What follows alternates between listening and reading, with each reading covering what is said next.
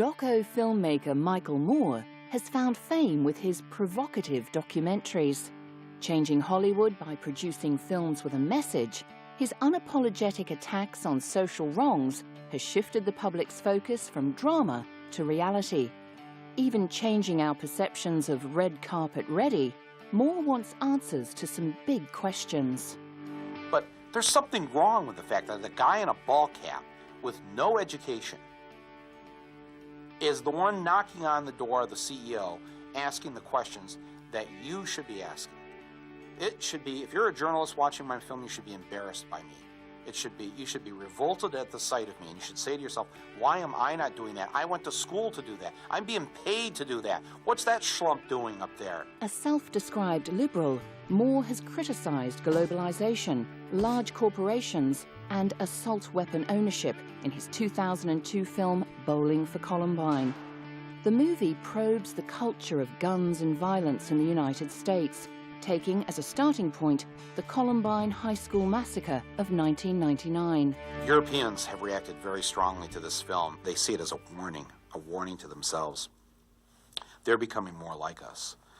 They're snipping away the social safety net that they've always had to protect their people.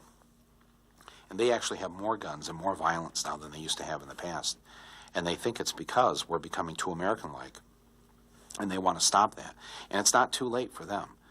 It may be too late for us. I hope it isn't. We may be too far down the road.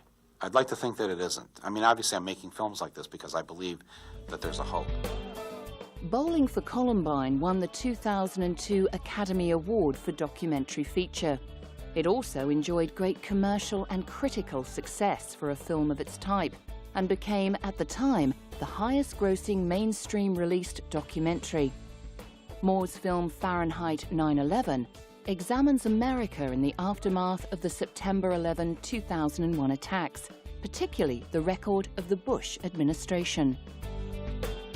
George W. Bush and his ilk, they actually despise our troops.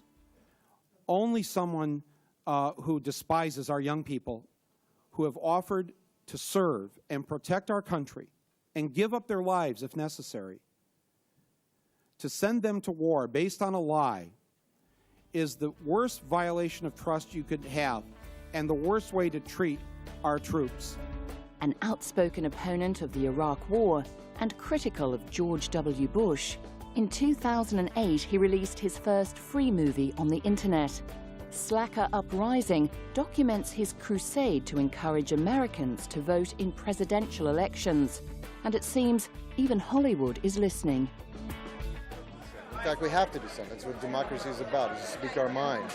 And here's a guy who's speaking his mind, and a lot of people agree with him. I basically agree with him myself. I don't always agree with his methods, but his political point of view is something that every man on the street here basically agrees with. You know, he's completely honest, and he's reminding everybody that the citizens of America own this country, not the politicians. They're supposed to represent us.